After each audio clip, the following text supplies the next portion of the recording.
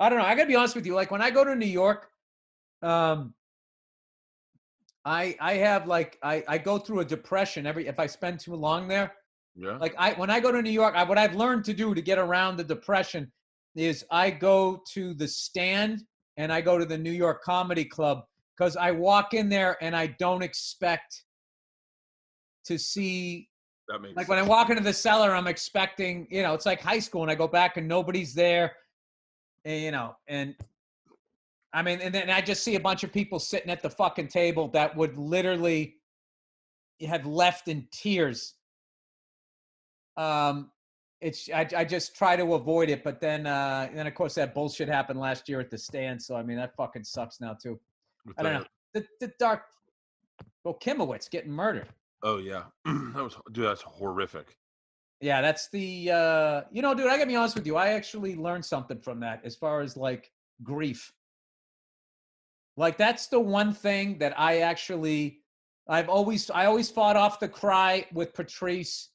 I've always fought. You always just as a man, I can't fucking do this with Kimowitz. I fucking let that one out, and it's a really. I learned. I was like, wow, the emotion of crying is healing. Trying to get you to heal, and I never fucking understood that. And that one, that one you couldn't hold that one in, man. That was just fucking. Let's not talk about that, man. That was the worst fucking thing ever. That was horrible. Anyway, back to the comedy. No, I have a hard time going back to I always go back into the cellar a little shell shocked. Like, well, every time I walk into the cellar, I'm always like, who's at the table? And then I don't know anyone.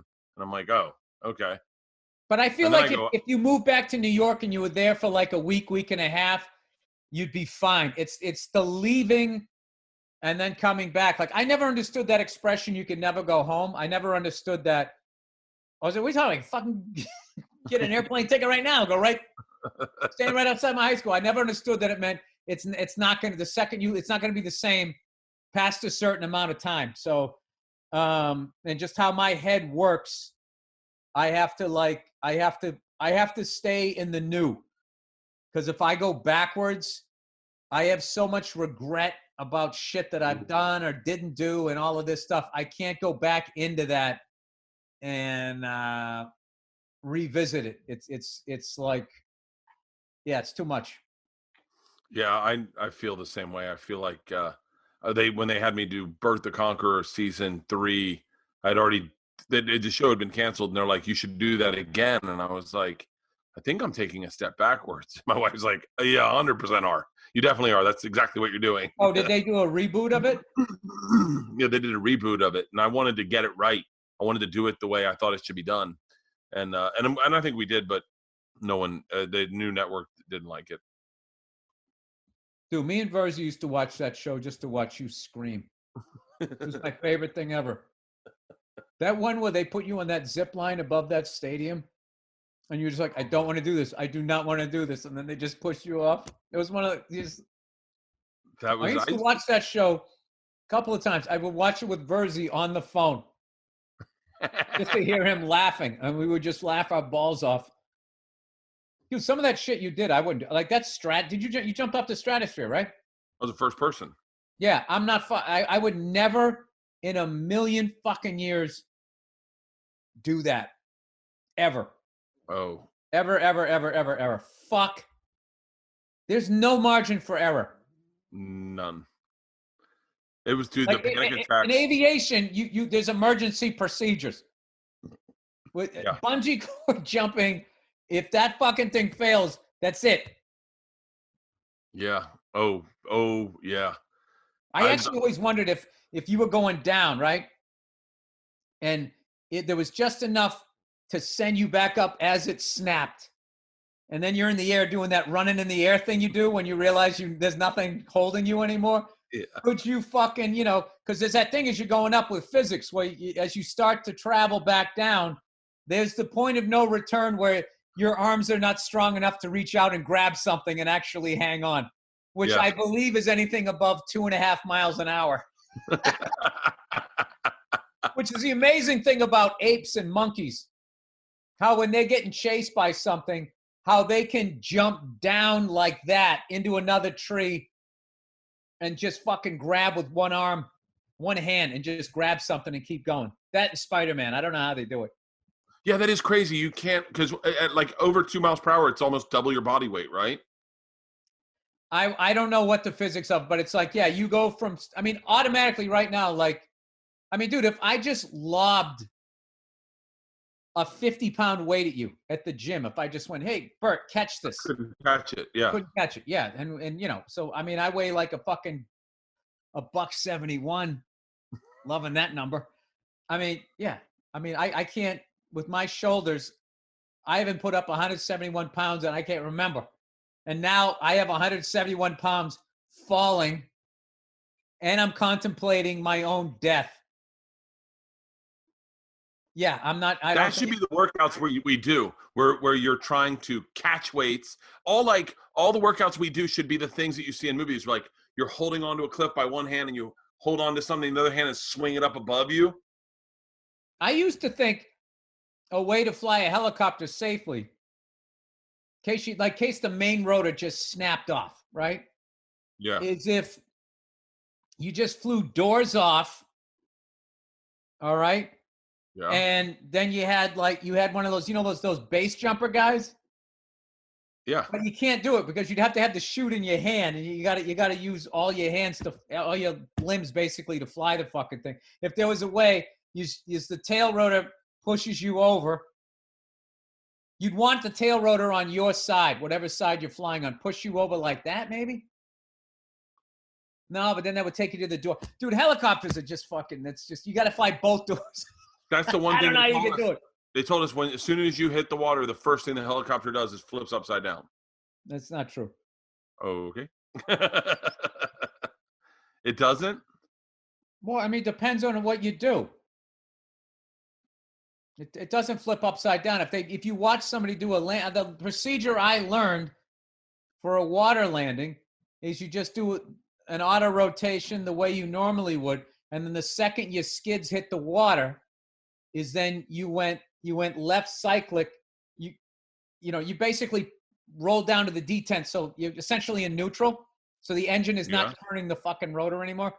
What you would do is then you went left cyclic to deliberately put it on its side to stop the blades from turning. And does that? They hit the water. They hit the water. Yeah, the water stops it, and then you unbuckle your seat. Take a breath as you're going under. You unbuckle your seatbelt. All of this casually, by the way. And as you got that spinning guillotine above your fucking head, and then you come to the surface. Fight off a couple of sharks, and wait for a boat to come get you. Well, what you're supposed to do is when you go to the water is if you see a boat or a buoy or something that you can fucking be near, that's what you do. And then the other big thing is obviously nowhere near it, close enough to a boat so they can pick you up. But there's no way you're supposed to jeopardize anybody on the ground. I think that's when you learn how selfish you are. I would land on the first boat I saw. If you give a fuck about those surfers below you going like, now let's be fair, they didn't decide to go flying today. This was my decision. Like those fucking military pilots and those commercial airline pilots, when they get into those situations and they put it down in the fucking ocean, have just basically said, we're all going to fucking die, and I'm not going to kill any more people than need be. I mean, that is some fucking man shit. Yeah. Because I would be aiming for the fucking beach. I'd at least be shallow water. I would be trying to land it up on the beach. Head out the window. Hey! Heads up! Sorry!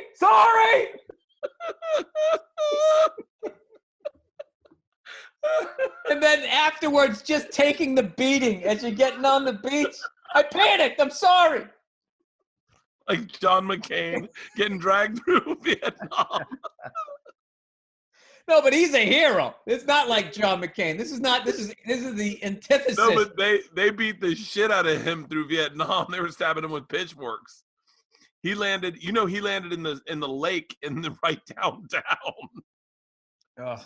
He fucking I wonder how many times when he was in captivity, if he was like, I should have just pushed the stick forward and aimed at one of their fucking buildings or whatever they had.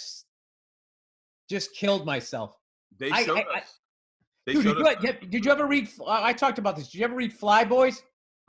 When the first George Bush had to put his fucking plane in the water, and dude, back then that was the first, I think, major war where aviation was a factor as far as like, now World War I, they had like the Red Baron and that type of shit, but the level of damage that you could do. And the Japanese considered it like ridiculously, like they thought they were cowards. It's like, we're down here on the ground, we're in the shit, you fly over, drop your fucking bombs, and then you got to fly, then you get to fly back. So they knew that, they told the pilots, like, if you get caught, don't get caught, because they're going to torture the shit out of you. So he fucking put his plane, he told his buddies they had to jump out because he thought he was going to crash. And when they got out, I think it helped with the weight and balance, and he was able to go over the island and fucking land in the water. And when he got out, he saw the boat of Japanese coming out to get him. And he was 18 years old, 19 years old, choking on oil, crying. In the middle of pitch black fucking water as this boat's coming out, knowing they're coming out to get him specifically to torture him to death. And he said, and then like a movie, this periscope came up from an American sub. They shot a torpedo, knocked out that boat, and then they surfaced and brought him aboard. It's just fucking, you can't even believe it's fucking real. That's Fly Boys? I thought I told this fucking story. I've never heard this before. You just don't listen. Because I remember making the joke saying Fly Boys. It sounds. Oh, Andrew's saying no. No, you told it on the podcast before, but you haven't talked about Fly Boys. Okay. Yeah. All right. So this book, Fly Boys, it sounds like it's about like a boy band, which is hilarious. And it was about like these. I don't want to talk. Like it was all this classified shit. What they did to these pilots, dude, because it goes beyond that. It goes beyond anything you think human beings were even capable of. I'll just put it this way. From what I read in the book, there was only one army in World War II that had rules about cannibalism, and it was Japanese soldiers. And their deal was you can't eat another Japanese soldier. But everything else was on the deli counter, so to speak. Put it that way. Dude, it's a long fucking... So anyway... George Bush Sr., this is what the funny fucking thing is, because when he was president, they made him all out to be like, not going to do it, wouldn't be prudent at this juncture. Dude, this dude was a fucking beyond a man. Say what you want about his politics or whatever, the Warren Commission, whatever your fucking conspiracy theory is. This fucking dude did shit at 18 and 19 years old that I could never do in my life. So he was talking about how you would go to battle, and guys trying to shoot you down and you'd fucking, turn. It was basically who could turn a tighter turn and not pass out from the G's to get behind the other guy. And there was this really interesting thing where our planes were heavier, so they could take more. The Japanese were lighter. They couldn't take as much enemy fire, but they could turn a lot tighter. So it was this really it's like Joe Rogan breaking down a fight. This guy's good standing up. This guy's good on the ground. So he would say you would go to the fight, you'd come back and you'd go into your barracks, whatever the fuck you stayed, and then like the bunk below you or above you was empty. And you knew that guy didn't come back, and you had to mentally just be like, he goes, you would just think it's not going to happen to me, it's going to happen to the other guy. Here I am talking about the nervousness of doing Letterman or Stern or Opie and Anthony the first time. This is what these kids were dealing with. And he said, you'd come back, and when you landed, I think what you just went through would hit you. And he said he got out of his plane one time, and one of the head guys, the admiral or something, came up and he goes, nice flying, son. How you doing? And he said he opened his mouth and no words came out. And they were like, it's all right. Just go down to sick bay. They'll fix you up, son. And he said you'd go down to sick bay and they'd give you 2 or 3 fingers of whiskey. You just do a shot. And he said the funny thing was that it worked. So this is what he was dealing with at 18 or 19. And then you go to become president, and they're on, SNL going like, not gonna do it, Wouldn't be prudent at this juncture. And what's fucking hilarious is the fact that people still want that job. That you could do that for this country and then become, I know that they were just sort of making it up, but he was considered not a strong president, which is complete horseshit. What it was Gary Hart was supposed to win. His personal life got exposed for the first time. And then Dukakis was like the booby prize. So he didn't fucking win because we'd already had 8 years of a Republican. So now it was time to blame Republicans. So now it's going to be 8 years of a Democrat, but it wasn't. So then it was 12 years of Republicans before it was 8 years of Democrats, before we blamed Democrats, and then 8 years of Republicans, 8 years of Democrats. This is why Trump's going to win again, I think. And then everybody's going to blame Republicans after his second term and then say Democrats are the solution rather than we have to hire those Blackwater guys to take out the Federal Reserve bankers and oil companies. That's just my own personal opinion. Not to mention this virus is just something the government's using to control us.